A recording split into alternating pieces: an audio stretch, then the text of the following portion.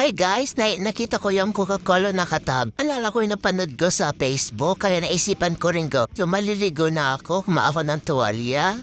Para mo siya ng Coke, okay lang. Or andito na ako sa CR, gagawin ko yung nakita ko sa Facebook.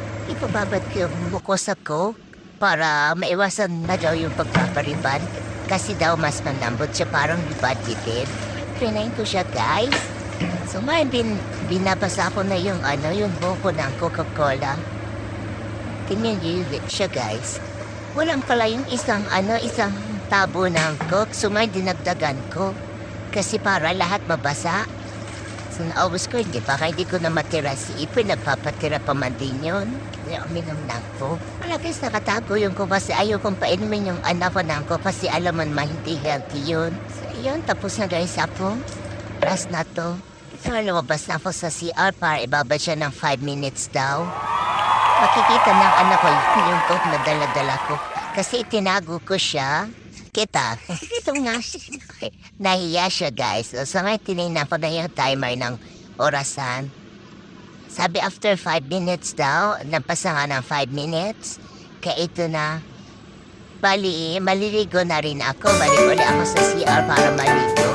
Para mabanlawan ko din yung yung Coke sa buhok ko. Pinapatuyo mo na siya sa hangin. Kaya lang para mas matagal, si electric fan. Dahil ginimitan ko siya ng blower para mas nabili siyang matuyo.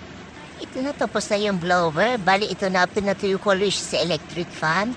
So guys, nakikita niyo yung pagbabago. Hindi ko alam po dahil kasi dati may bandage yung buhok ko. Bali may tumubulong dito sa taas kaya medyo parang nag-dry na rin siya. Hindi ko guys alam kung effective to sa sa mga natural hair.